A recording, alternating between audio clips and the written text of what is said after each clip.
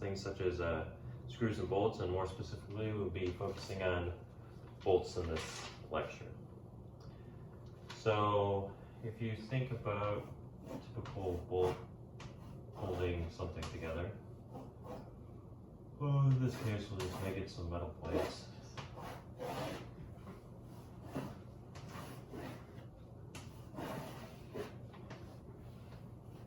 Or something like that. And we can compare this to what we learned in our last video, something like a spring holding up forces. So if we forces here,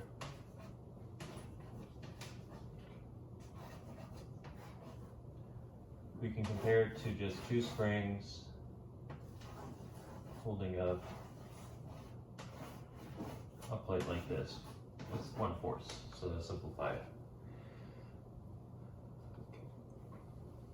And we're going to have two different parts of the bolt diagram. We're going to have the members, which will be the steel plates, and then the bolt itself, and we'll be solving for stiffnesses there.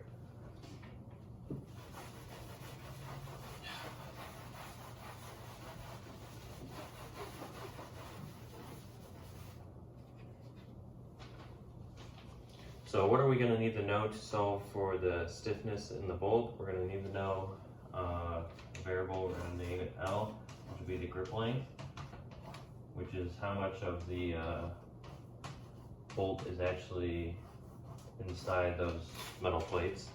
We're going to need to know the unthreaded portion of the grip length, which would just be the total bolt length, and then minus the threaded portion.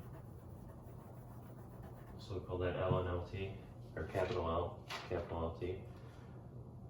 And then we're going to need to know the total length of the threaded portion in this grip length. So that's just L grip length minus the unthreaded portion. We also need to know the area of the unthreaded part and the area of the threaded part, but this is total area, not just the area in the grip length. So if we had a nut at the end of the bolt, it would be covering the threaded part here.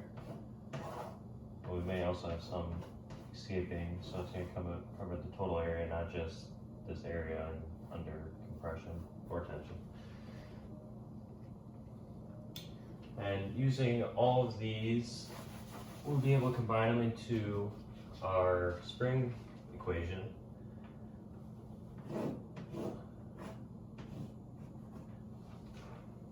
And we will get the area of the threaded portion, which is found in tables, times the area of the unthreaded portion, which is equal to pi times diameter squared all over 4.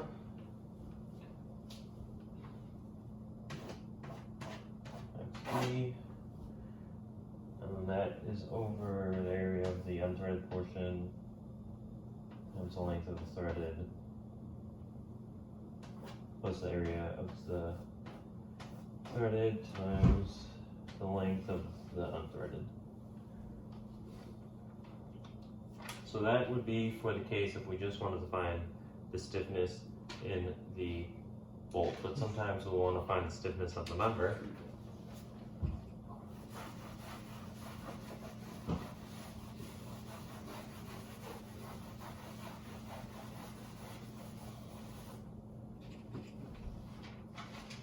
And while we will still be comparing the member to a spring, sometimes we'll have multiple portions in the member. So if we have 3 plates, let's say something like that, we'll go through all of it.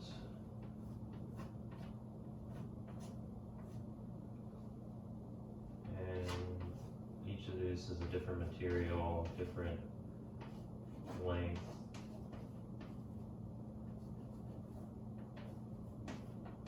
We will have to to use what is called a frustum.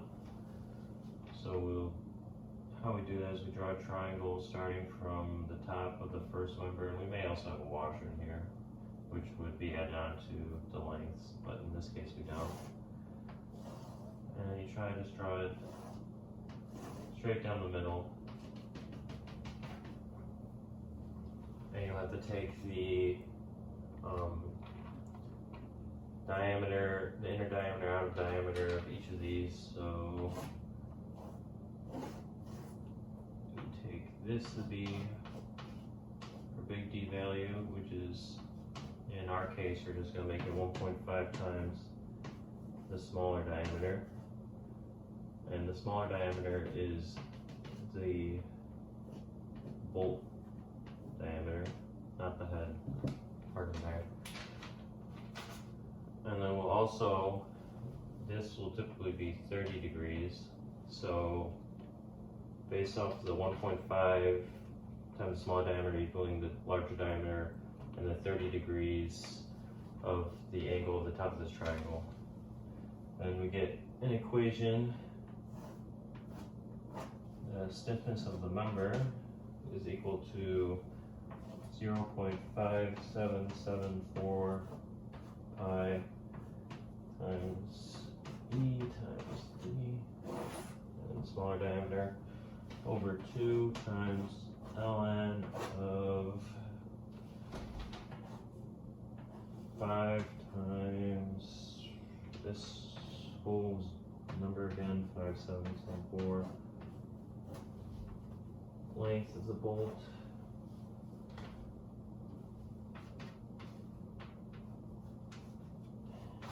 and that's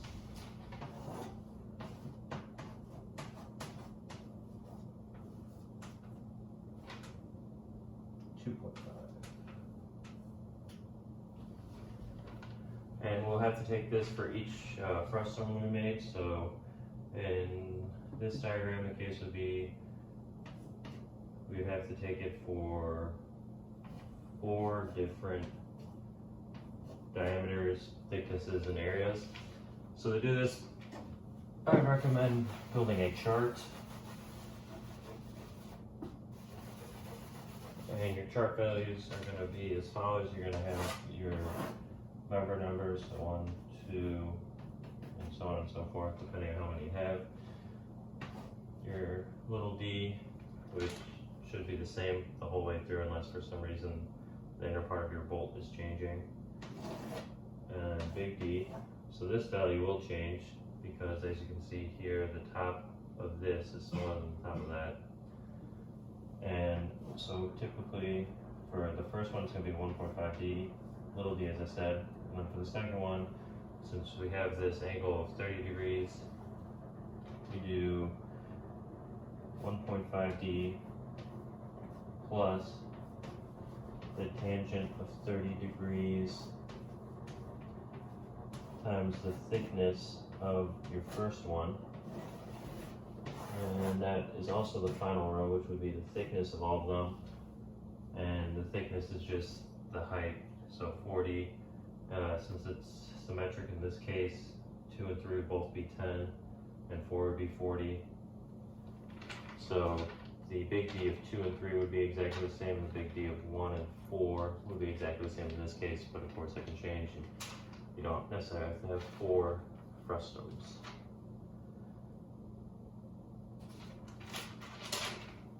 Okay, so last thing we need to talk about is putting all these together. So after you do that, you solve for your member for each of those. So you should get, in our case, 4 different K values. So the total K is going to be equal to 1 over the K of each, the stiffness of each individual frustum, and you will take the inverse of that to get the total member stiffness. So now that we solve for member stiffness and bolt stiffness, we can apply those values to safety factor equations to determine if The bolts we chose were the proper choice, or we're gonna have to make them stronger out of different materials, or what. So what we're gonna want here is we're gonna wanna know what load we're applying also. C, we're gonna call that, which is our stiffness constant, which is where we plug in our stiffness of the members and the stiffness of the bolt itself. So stiffness of the bolt over the stiffness of the bolt plus the stiffness of the member. That'll give us our stiffness constant.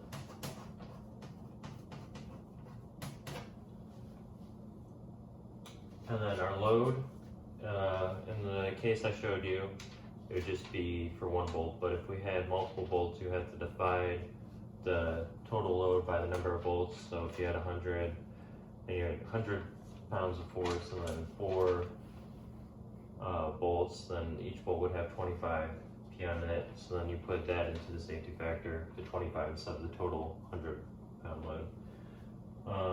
And we're gonna wanna know how much preload we want.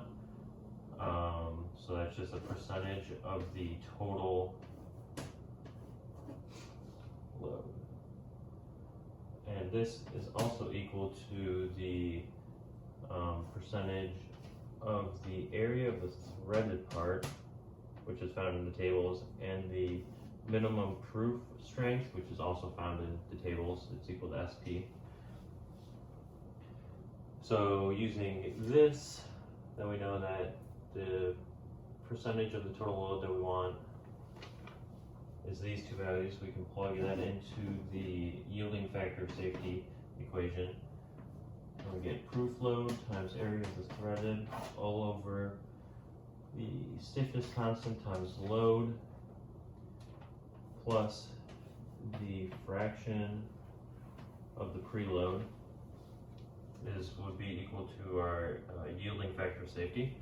And then our overload factor of safety would just be the proof strength times area of the threaded, and then we're moving the percentage up to the top, so we get minus the percentage of preload over C times P.